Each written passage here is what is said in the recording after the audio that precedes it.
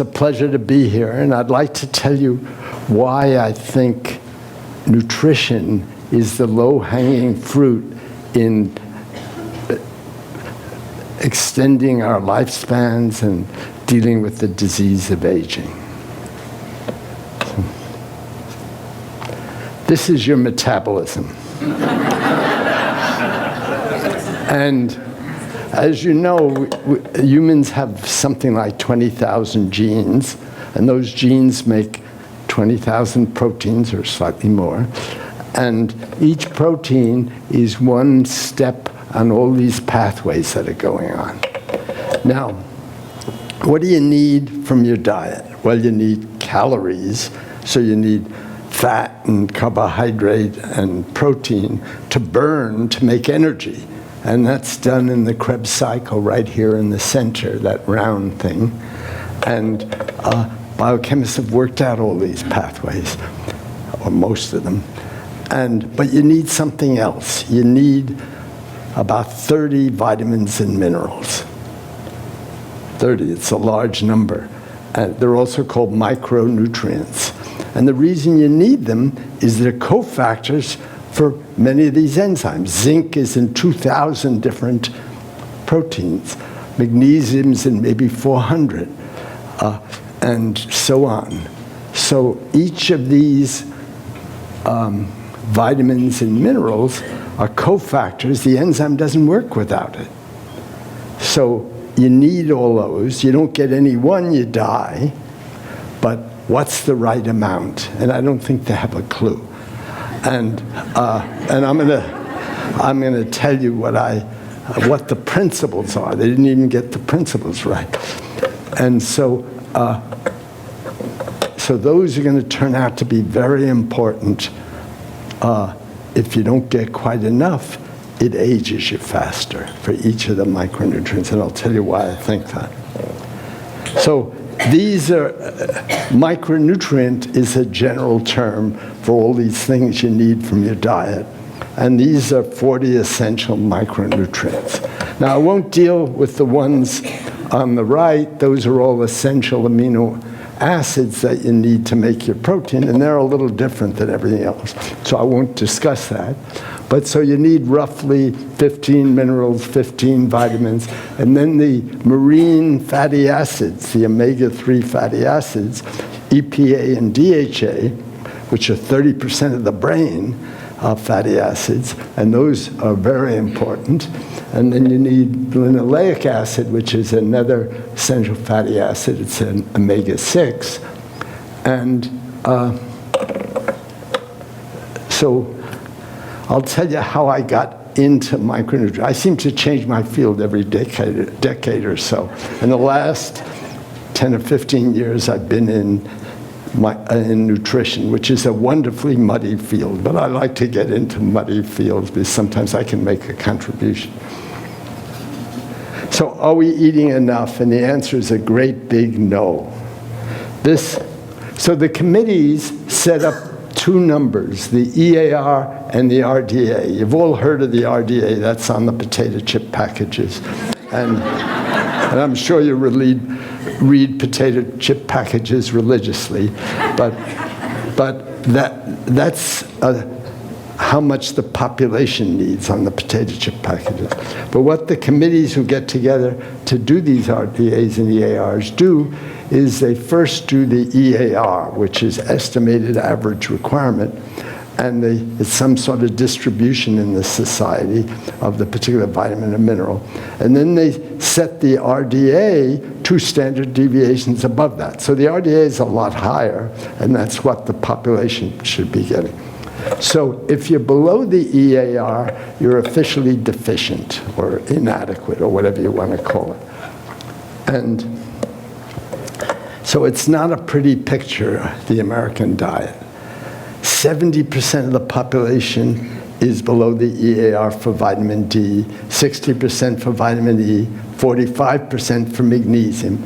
Magnesium's in every DNA repair enzyme, and it's in hundreds and hundreds of enzymes, and we're just really low in that. And then vitamin K is 35%. I'll talk a little bit about that. Calcium, 35%. Vitamin A, 34%. Vitamin C, 25%. Omega-3s, the committee haven't set a EAR yet, but it comes from fish, and we don't eat much fish, so we're really in bad shape on that. And also, if you eat greens, there's something called linolenic acid, which is an omega-3 that's a short chain, and you can convert that somewhat inefficiently to EPA and DHA, but most of us don't eat the greens we should be eating anyway.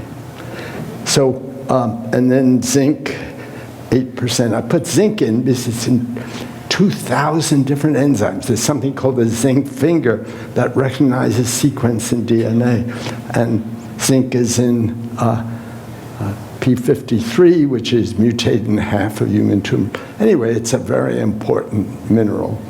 But 8%, well, 8% of the population, but that's a lot of people.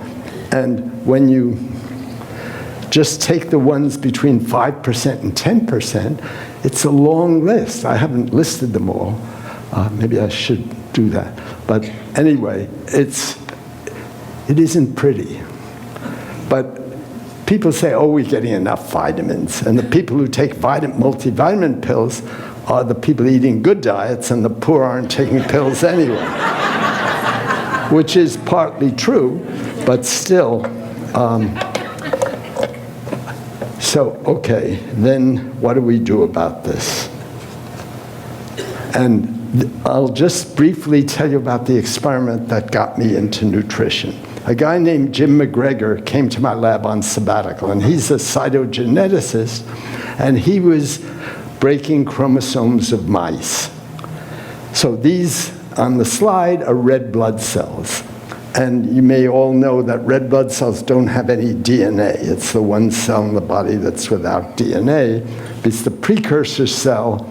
You extrude the nucleus, and you're left with a cell with no DNA. Well, someone once stained mouse red blood cells for DNA. Why he did it, I don't know. It seemed like a stupid experiment.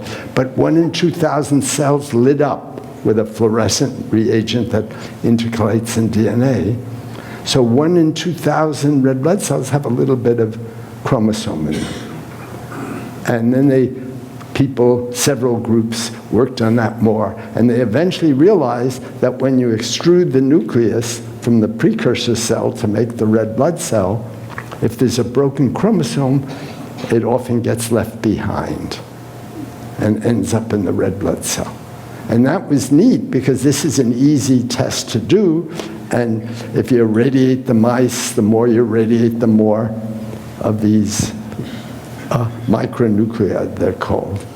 So this Jim McGregor was working on this. He was studying how do you repair chromosome breaks. And there's a system for repairing it. It's not terribly efficient, but you can do that. And he was studying, does caffeine influence this? Does this or that influence it?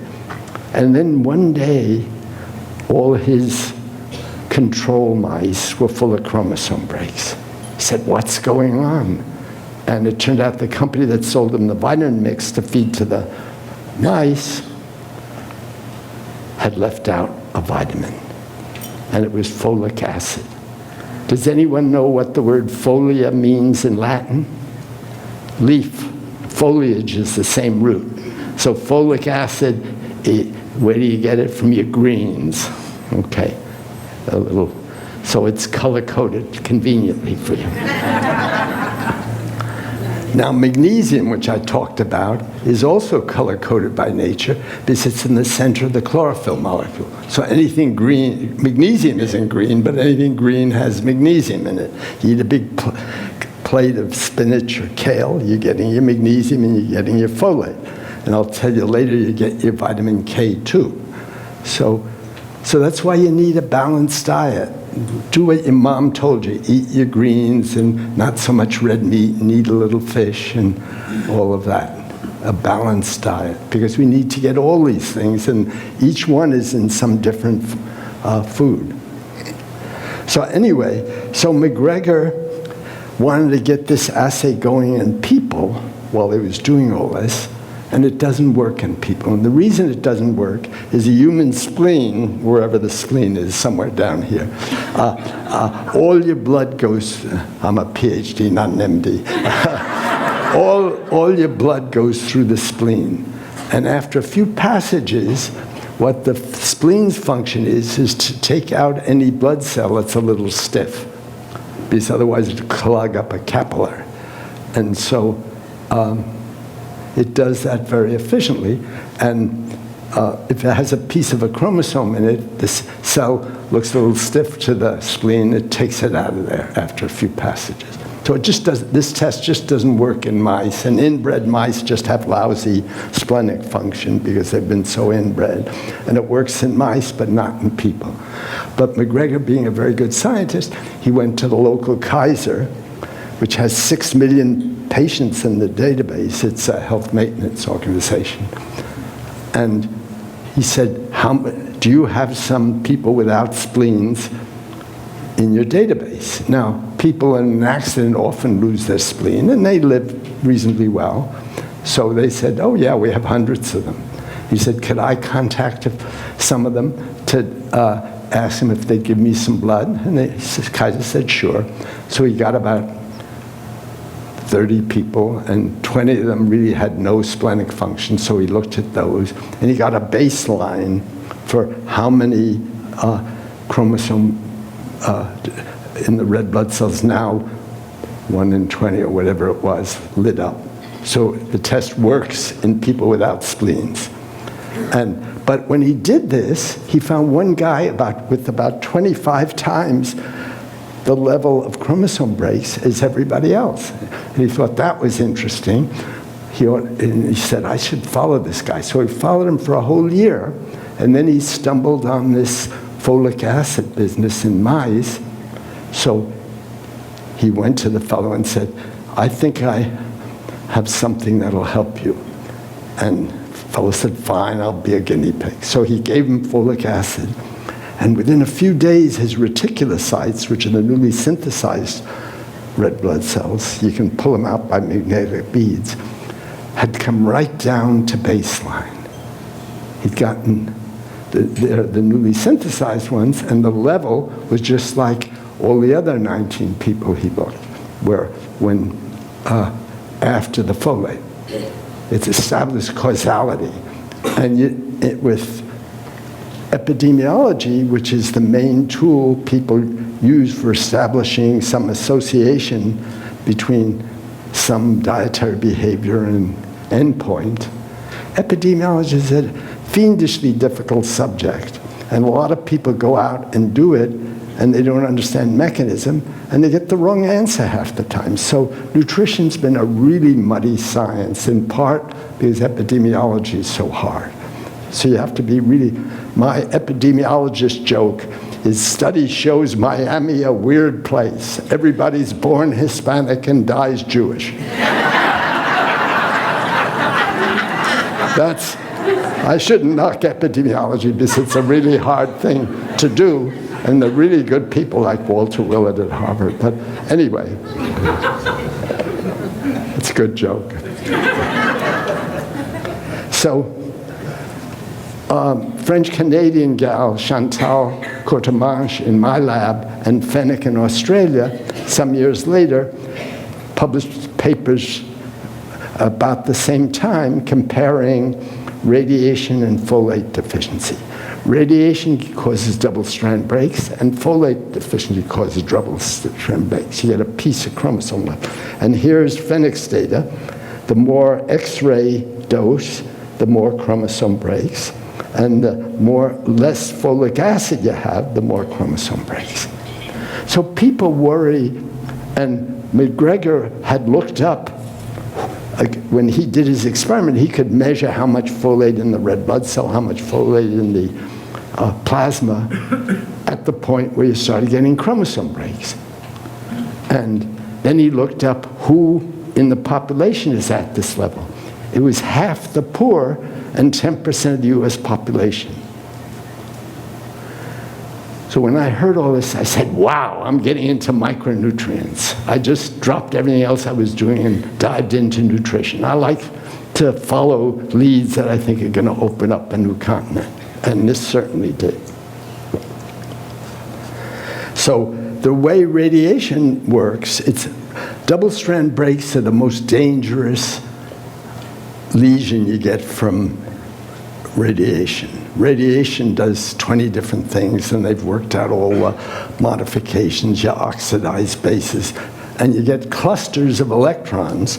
So the dangerous thing is it can damage two bases near each other. If you damage just a base on one strand, the repair enzymes are cruising along the DNA looking for trouble. They clip out the base that's damaged. They recognize that it's something different than normal and put in the right nucleotide and sew it up. So 95% of the DNA damage gets repaired before the cell. But once the cell divides, then you have a mutation. You can't deal with that anymore. So, and these two nearby lesions, that's really dangerous. And that's why, because it breaks the whole chromosome. And so we help McGregor work out the mechanism, and it turns out that RNA has uracil and DNA has thymine, and they only differ by one methyl group, a tag, but they have the same base pairing. So, and you can also get uracil by a deamination of cytosine. So the cell has enzymes looking for uracil and DNA and taking it out of there. Well, by the time you don't have enough folate, you can't put this methyl tag on, you get some uracil in your DNA, 100,000 uracils or so, and the cell has 80,000 or so lesions from just living because you're making oxidants all the time like radiation, and then you get one of these things and you increase your double-strand break. Anyway, we helped him work out a plausible mechanism for why folate deficiency breaks chromosomes.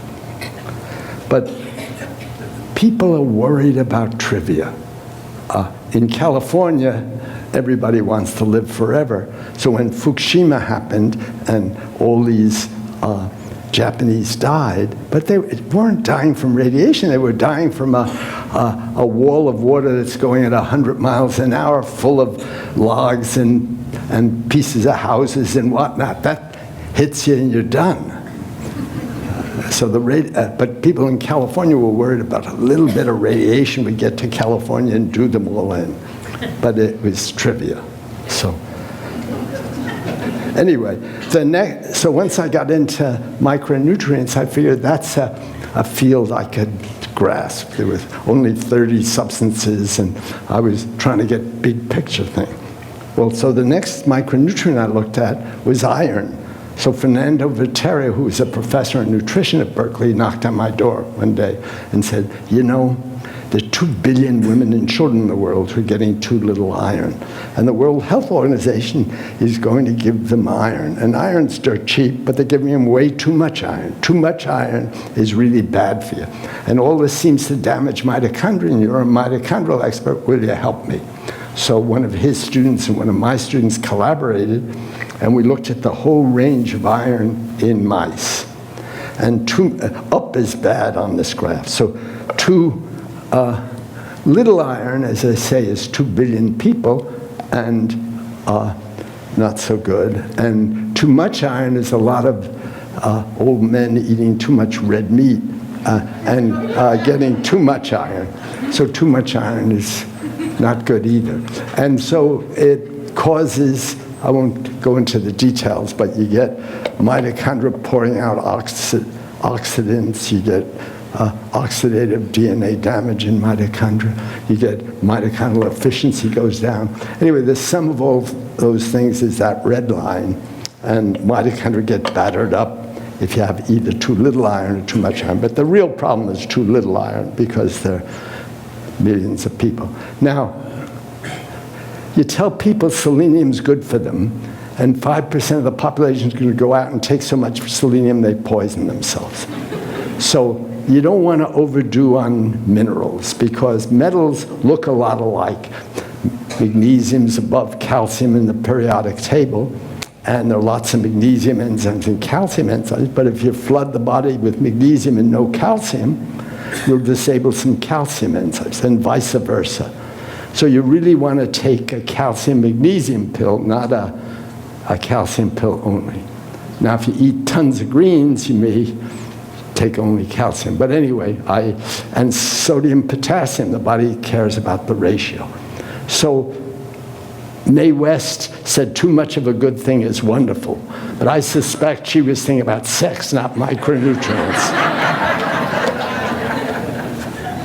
Anyway, so the next micronutrient we looked at, Emily Ho came to the lab, and she was a zinc expert and knew a lot about human cells and culture, so she made human cells and culture zinc deficient, and lo and behold, they start pouring out oxidants, and they were getting oxidative DNA damage. Again, I won't go into the details. And then David Killalay in my lab was interested in magnesium, and magnesium deficiency makes mitochondrial DNA protein cross-links. Again, it's hard to put human cells and culture in the same way as the whole body because, but anyway, at least qualitatively it does that. And then he took human cells and culture and they go through a certain number of doublings and then they senesce. They get old and don't divide anymore. And that happens in the body too. Well, what magnesium deficiency did is they senesced much earlier. So it aged these cells in the body. Anyway, whether that's specific to magnesium or general for all micronutrients, we don't know yet. So I got interested, why the hell is vitamin deficiency doing that? And then I went to Google. Now, how you did science before Google?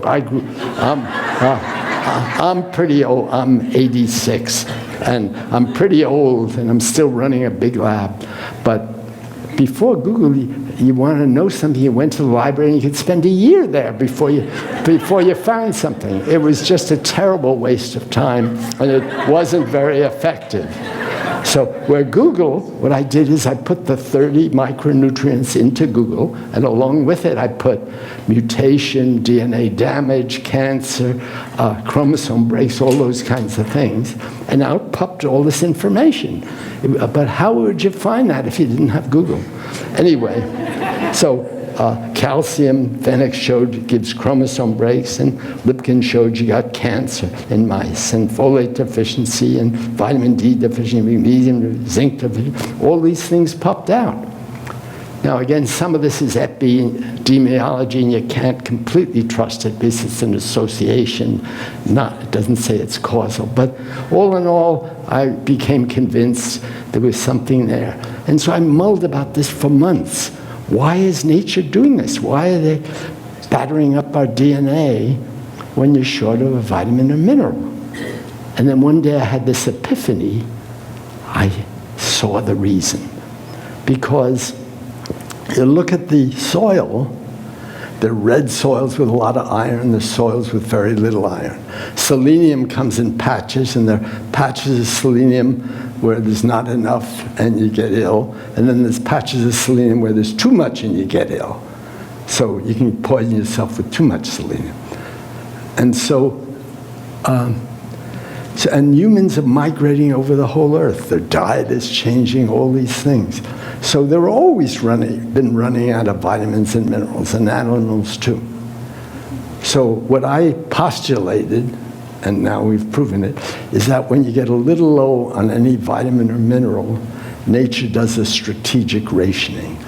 What it does is it gives any more vitamin coming into the proteins that are essential for survival and reproduction, and it starves those proteins that are protecting you against some insidious damage, for example, DNA damage, that's giving you cancer in 10 years.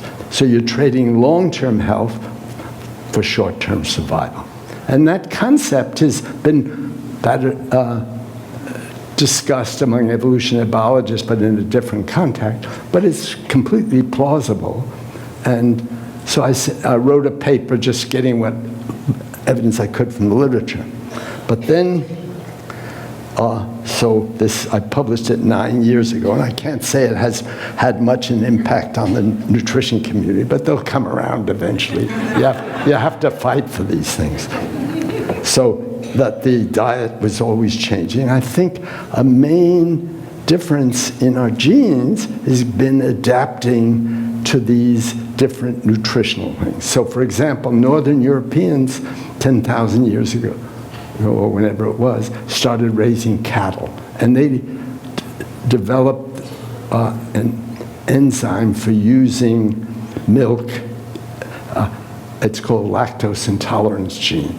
So most people in the world can't drink milk as an adult. You can as a baby because they're lactose intolerant. But Northern Europeans got by that, and most of us of European descent can drink a glass of milk, and it doesn't upset us. So, and I think there are many more vitamins and minerals that have genetic variability. But my interest is the micronutrient part of all this. So one day, Joyce McCann, who used to be a postdoc with me about 40 years ago, and came back to the Bay Area looking for a job, and she's really smart, so I hired her on the spot. And I said, Joyce, do what you want to do. And she came into my office and said, I'm a little skeptical of your triage idea. I think there's a better way of doing it. I said, Joyce, go to it. So she looked at the micronutrients and decided which ones are not too complicated. You don't want to work with something with 500 genes. You'd spend the rest of your life in the library sort of trying to sort it all out. So she picked vitamin K as a mineral that wasn't too complicated. There are only 16 proteins that need vitamin K. And selenium as a mineral, again, that wasn't too complicated. Maybe there are 20 some proteins. And it came out, the two beautiful reviews which really nail that, yes, nature has built into it this kind of strategic rationing. I called it triage. Maybe it wasn't the world's best name, but maybe some scholar told me it should have been biage instead of triage. But anyway, whatever.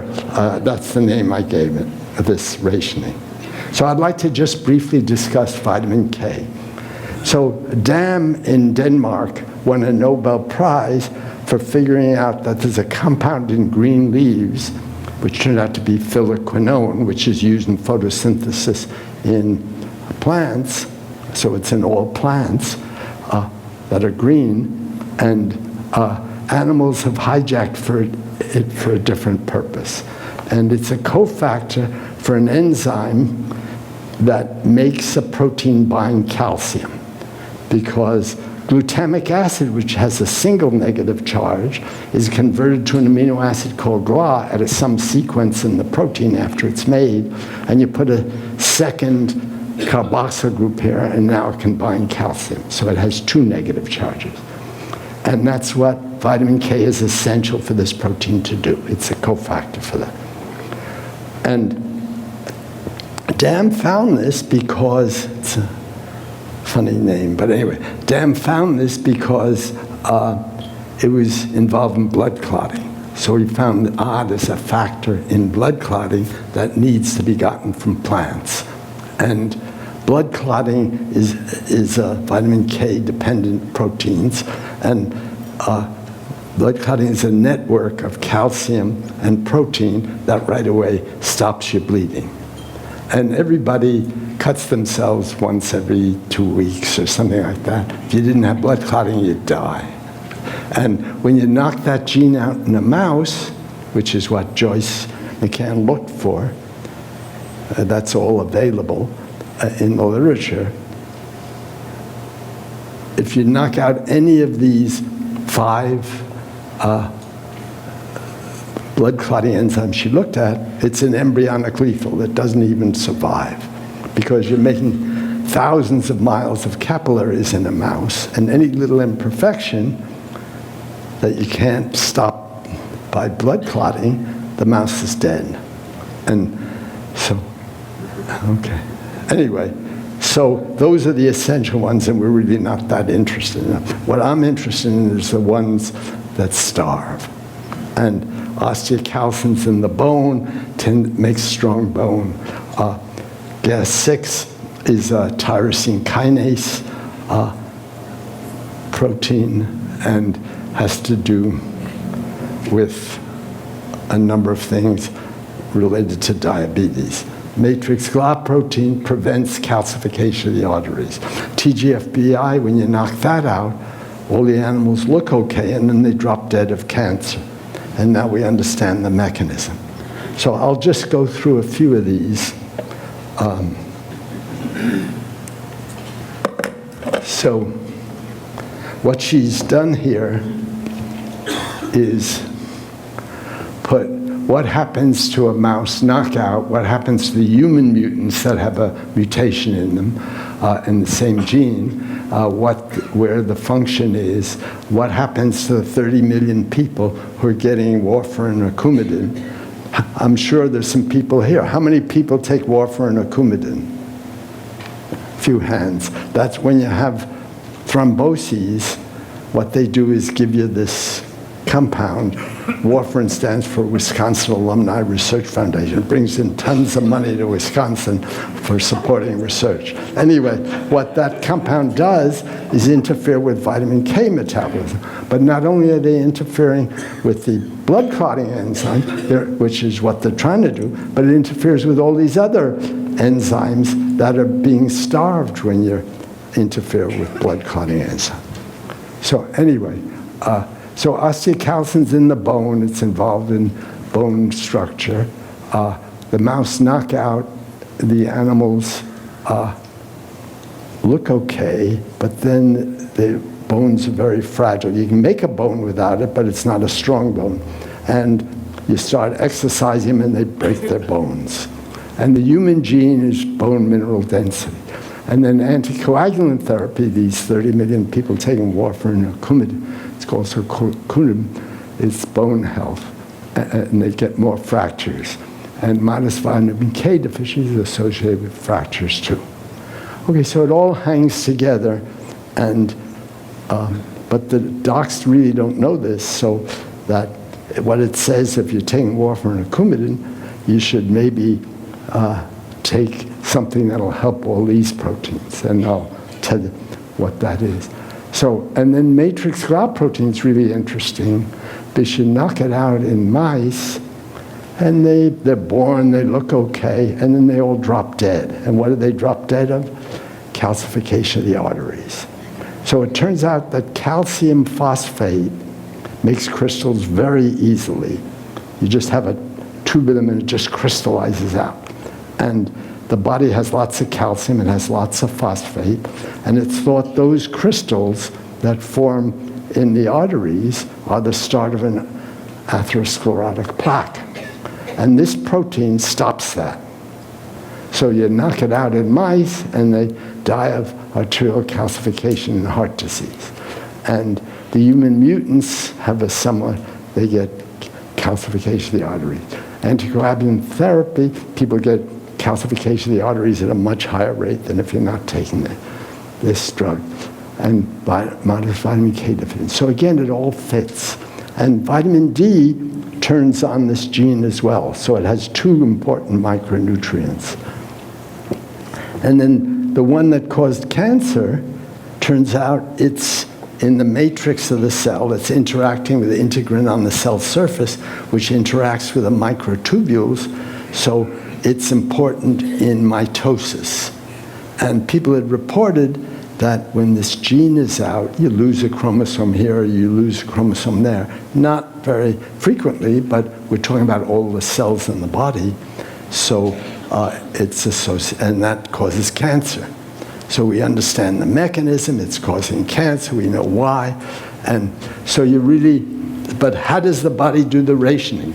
Well, what it does is when you eat your greens, that phylloquinone goes right to the liver. And all these coagulation proteins are made in the liver. But these other proteins that get starved are made in other tissues. But the phylloquinone is then converted when it's done all the proteins for blood clotting. it's converted to a menaquinone, which is a similar sort of molecule, one transformation. So MK, it's also called, or vitamin K2. And MK is often in fermented food. So the Japanese eat a food called natto. Has anybody ever eaten natto? A couple of hands. Anyway, Westerners don't like it. It's sort of long, sticky strings and smells a little funny and tastes a little funny. So I've learned to like it. But it mostly, it's considered a health food in Japan, and the people who eat it get little heart disease and few bone fractures. Because the MK is a form of K that goes to all the tissues directly. So eventually, they're going to give you Coumadin plus some MK7 from natto or something like that. Anyway, that hasn't been quite worked out yet. Now, selenium, I won't go into detail, but again, there's some essential ones, and then all the ones that get starved: mortality, cancer, DNA damage, heart disease, hypertension, immune system, cognitive function, diabetes. So all these insidious damage that leads to aging. So you don't die right away. They define a vitamin as when you don't give it to a mouse, it drops dead. But they should really be defining a vitamin as when it doesn't live a long lifespan. That's a vitamin, because half the proteins were longevity protein that Joyce looked at. Anyway, I'm writing a big review on that, and I'll talk a little more about it later. Anyway, so selenium has a different mechanism that it uses. So selenium is a transfer RNA that makes the protein, and the two transfer RNA, and there's a modification, a modified base on the tRNA. And there are about 20 modified bases, and I used to work on that ages ago, and in bacterial regulation, and found that it was regulatory. And I think all these are regulatory that date from the RNA world, but that's another thing. Anyway, so and it's controlled by level of selenium, so you either make all the selenium-containing proteins, or you only make the essential ones that'll keep you alive. So it's a different way of doing it. You could also do it by binding constant. So each system may have developed a way of doing it, but so these two are quite different. But I think every system is going to have this.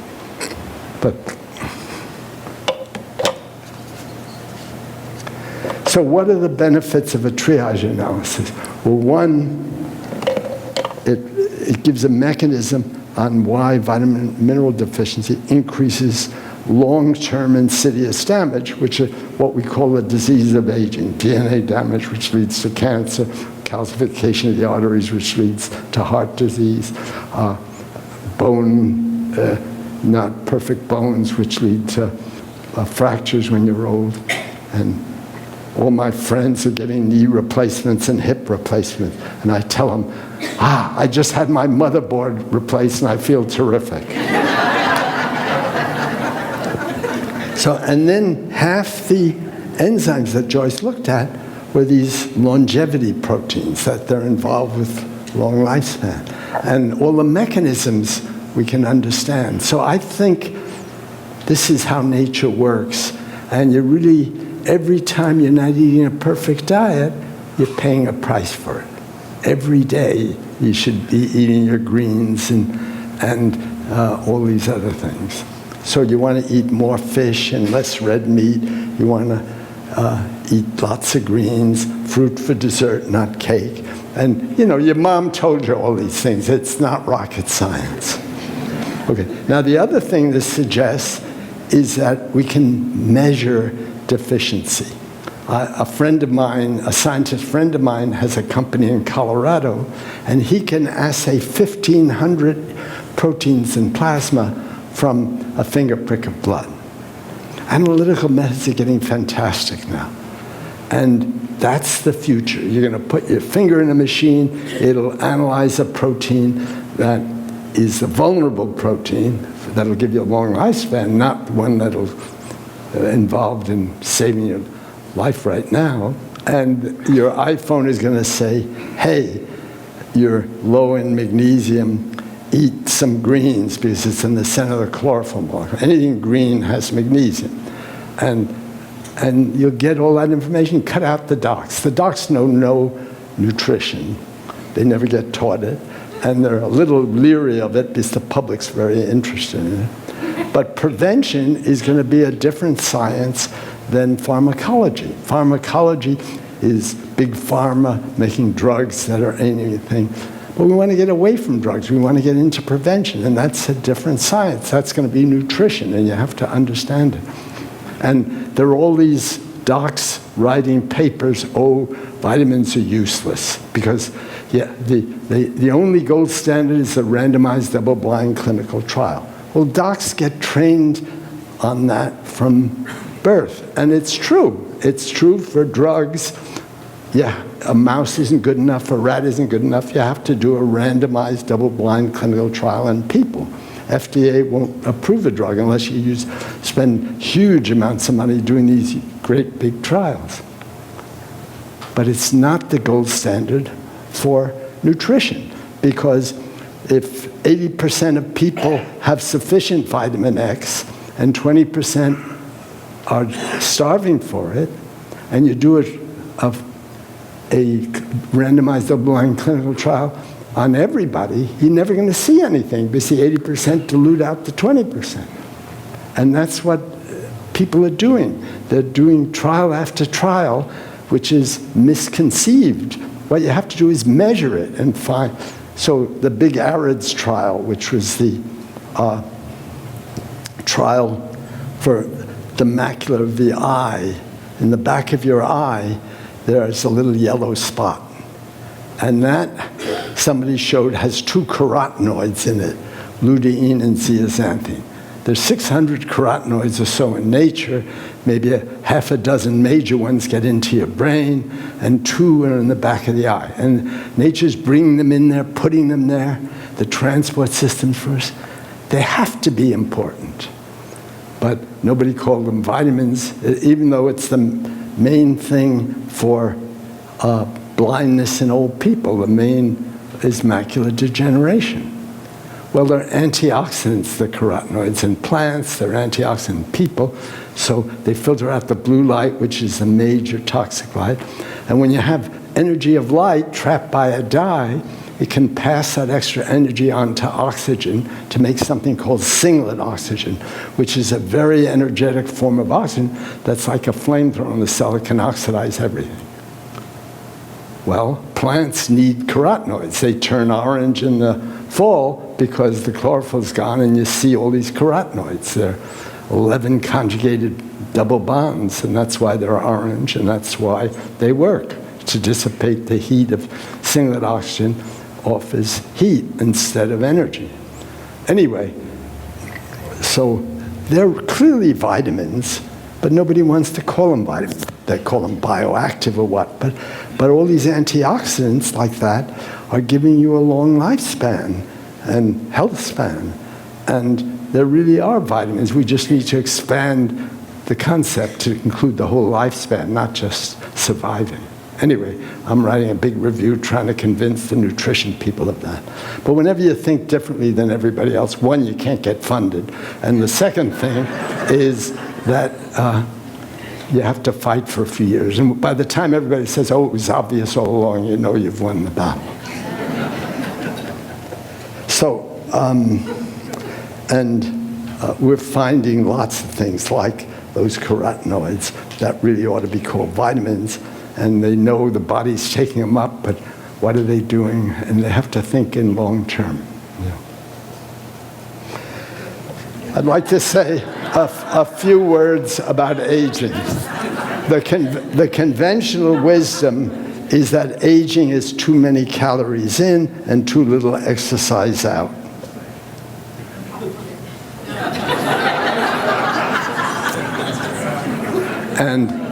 But we've been thinking differently about that, because if you look at the American diet, it's a disaster. 9% of the calories, the average 20 to 30-year-old, what the percent of total energy is. It's 40% of total energy. And you have all these nice things, but the only veggies in here are French fries, potato chips, and popcorn. So nothing green, and no fish. And but the obese people are eating much worse than this. So there have been 4 or 5 papers saying the obese are eating the worst diet in the country. If you define obese, define worse as ratio of calories to micronutrients. They're just eating comfort food, and it's carbohydrate and goes to sugar. You drink a Coca-Cola, it has, or a sugary soft drink, let's call it. Well, I'm in the South, so I shouldn't knock Coca-Cola. But anyway, it's 40 grams of sugar getting into your gut. And what it does is it punches holes in your gut, because you need energy to keep the gut barrier function. You have more bacteria in your gut than cells in your body, and you have to have that gut barrier function. And a big dose of fat or sugar or alcohol punches holes in your gut, and bacteria outsides get through. It's called endotoxin or lipopolysaccharide. And that sets off all the alarm bells in the body. When you start, then you get all inflamed because your immune cells start pouring out hypochlorite and Clorox and hydrogen peroxide, all sorts of nasty things to kill the invader. That fat around your belly is protective fat. And so,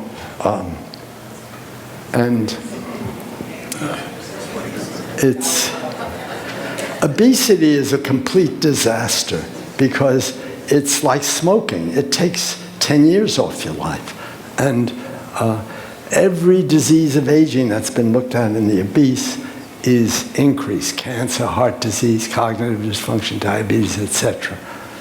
So you don't want to get obese. And one way you can avoid that is eating a good balanced diet. So it's not only calories in and exercise out. And I'd like to show you what we were doing about that. So many years ago, Mark Shigenaga, who's in my group, he's my Buddha. He's Japanese American with a big round face and a big round belly. He looks like Buddha, and he's a wise man. Anyway, he's our expert on the gut.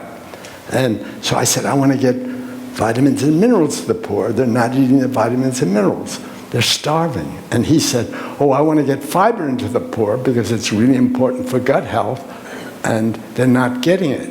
So we thought, how do we get all these things that the obese are missing into the poor? And so pills aren't going to work. You can't get fiber into a pill. And poor people are well known to be pretty lackadaisical about taking pills. Anyway, the local USDA, which is right near Berkeley in Albany, California, has a unit that's supposed to take extra California fruit that they can't sell and help to make technology that a company can use to sell it. And they had made a little fruit bar so when the fruit is blemished, you can't use it, you can't sell it, but you can have a good half the fruit you can use in a fruit bar. And then they talked some company into selling it. So we knocked on the door and said, could we add fiber to this? Could we add vitamins? Could we add other things? And they said, okay, and we've been collaborating for 12 years. We've done 18 small clinical trials.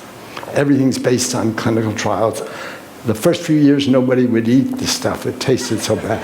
But we've gotten it so it's really quite good now. And we call it the Cory bar, and we're trying to get somebody to commercialize it. Anyway, this was the first paper, and HDL is the good cholesterol. Okay.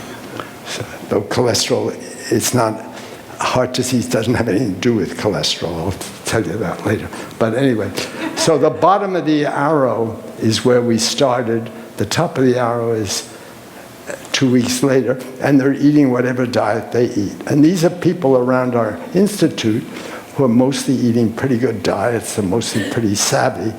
But we can raise everybody's HDL in 2 weeks. A few people didn't, but most people can be improved. And these are lean people. But we did that first. And now our second paper just came out. And here we're dealing with the overweight obese. And dealing with the obese is a problem, because mainly blacks and Hispanics and poor people aren't as reliable as more educated people, and half of them drop out, and we had compliance issues. But anyway, we solved all those. And here we can get the obese to lose weight if you know how to do it. And so this paper's out if you want to look at it. So when we first did it, we looked at HDL cholesterol, and HDL went up in 2 weeks. Now this is actually 8 weeks. The obese, we had to use a longer time because their metabolism is so fouled up. But we can get HDL to go up. But LDL, we didn't see any difference. But then we realized we were measuring the wrong thing. But it was pretty encouraging that, can someone read that? I can't. I'm sorry. Triglycerides. Oh, triglycerides went down, but it was tested for trend, but it wasn't. 1 star means significant at 0.05, and 2 stars mean significant at 0.01. And these are standard. So blood pressure went down, heart rate went down, insulin resistance went down, glucose level went down. CRP measures inflammation went down. BMI, not much, weight, not much, waist circumference, a little bit. Okay. But then we realized the heart disease people had left HDL and LDL cholesterol years ago. They've switched to particle size. And my neighbor at Children's Hospital of Oakland, where I work now, I retired from Berkeley in 2000. I'm pretty old. And Ron Krauss is the Mr. Lipoprotein. He developed a method for looking at the sizing and pushed people to say, hey, the size is the important thing, not the cholesterol. And so we knocked on his door and got him to assay size for us. And then we found something terrific. When you look at sizing, the lower risk LDL was going up, and the higher risk was going down. So before we didn't see anything, but now when you look at the real risk factors, it's terrific. And in fact, when we brought all our results to Ron Krauss, he said, hey, it's better than statins. Now, statins are a $35 billion industry with lots of side effects that keep on coming up. Nutrition's the way to go. And anyway, and so then we found something really interesting. So if a lot of the obese are all inflamed, and Mark Shiganov thinks because they're getting endotoxin into the body and it's just trying to battle those invaders. And that stops everything. It's known that when you get the body gets invaded, the body shuts down a lot of metabolism and just deals with the invader. It's like if the country gets invaded, a lot of things that you normally do, you don't do. Well, so we divided the population. These are all the subjects in our clinical trial with the overweight obese, and we divide them up into less inflamed and more inflamed. This is so about half and half. And we thought, the numbers are much smaller now, we're not going to see anything. But in fact, what we saw was that for lower inflammation was where all the action was. We can get lower inflamed obese people to lose weight, heart rate, blood pressure, waist circumference, weight. It was all really clear cut. And also the higher risk numbers are going down, the lower risk going up. So everything looked beautiful, much more significant. And then when we looked at the inflamed people, it blunted everything because The heart rate was still positive, but everything else was barely positive. So it's really, first, if you want people to lose weight, you first have to deal with the inflammation. And the bar does that a little bit. 2 months may not be long enough. It may have to be a 6-month study. Most weight loss studies are 6 months or really long studies. And we were doing everything in 2 weeks or 2 months. So now we're trying to develop a bar that is optimum for lowering inflammation, and then we'll hit it. But I think we're on the track to deal with the obesity. But I'm an optimist, so anyway. Okay. Okay, so I'll just finish up now. I'll just say a word about Rhonda. Rhonda came to my lab as a postdoc about 2 years ago, and unlike Jesus, she walks on water. No, I don't mean to knock Jesus, but anyway, Rhonda came from San Diego, and she took up surfing as a little kid, and she became a really competitive surfer and won prizes and things, and she put herself through UC San Diego by teaching surfing. Anyway, but she really does walk on water. It's the right metaphor. But she's done 2 sensational papers. She's going to come here in December to talk, so I won't steal all her stuff. But there were 2 wonderful papers that really are 90% due to her. I had a little encouragement here and there. But and serotonin, so vitamin D controls 3 social hormones that make us human. We're a social species. Serotonin, which is involved with all those diseases I talked about, and bipolar and schizophrenia, all these kind of things. And the psychologists have done these neat experiments where they take ordinary people and lower the serotonin in the brain by a trick. And they become aggressive. They lose all their long-term thinking where you can weigh alternatives, and they become completely impulsive. And vitamin D is controlling serotonin, it's controlling oxytocin, which bonds a mother to her baby, and it's controlling vasopressin, which has to do with pair bonding in males. And so all these social pathologies. And this is the group. There's Rhonda in the corner. Here's Joyce McCann. Joyce is fantastic in doing all sorts of things I'm not good at. Like she's the manager of this whole Corey Bar project. And then Jung is a Korean background, but was brought up in Thailand. He's great. And then these are the 2 MDs that were involved in all our clinical trials. Michelle is a pediatric cardiologist, and Ash is a pediatric hematologist. And Mark Shiganaga is our Buddha. He looks a little Buddha-like, and Japanese-American, and we collaborate with Sandy occasionally, but she's an independent scientist. Anyway, thank you.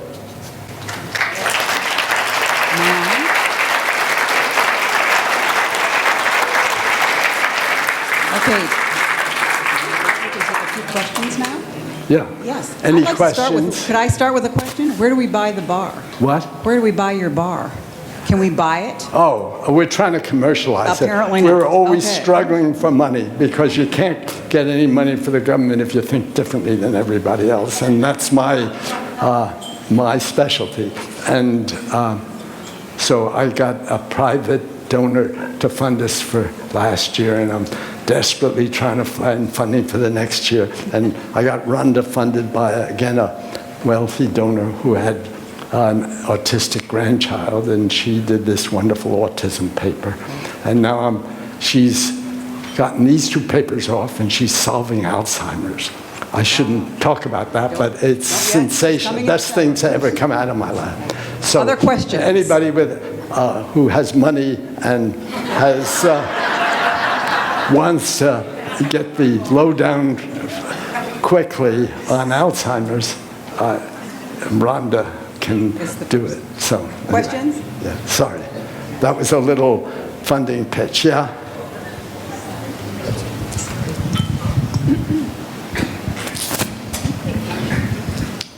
They're very enjoyable to listen to. Could you speak just a little bit about mercury in fish? Can you get too much?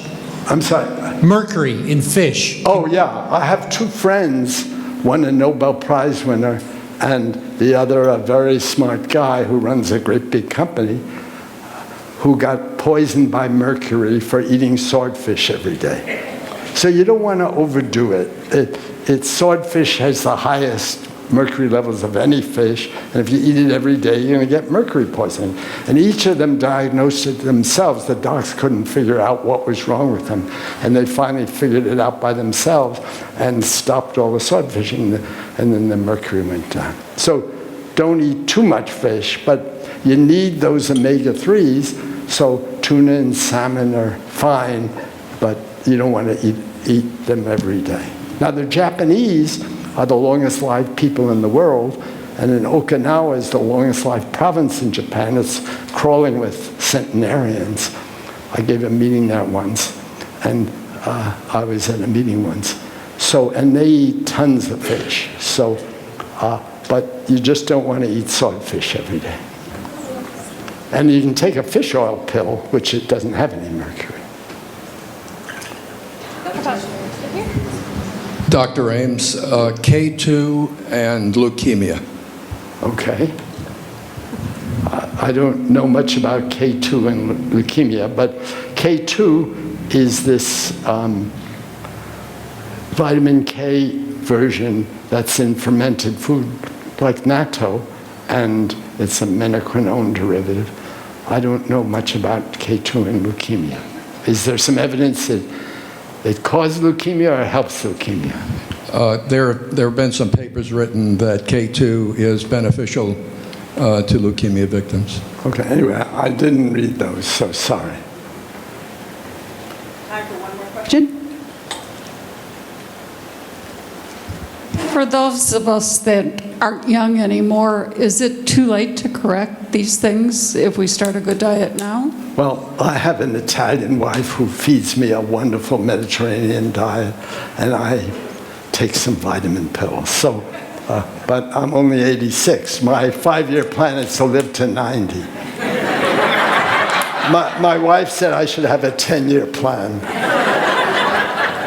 She keeps on nagging me to get more exercise. I'm in the lab all the time.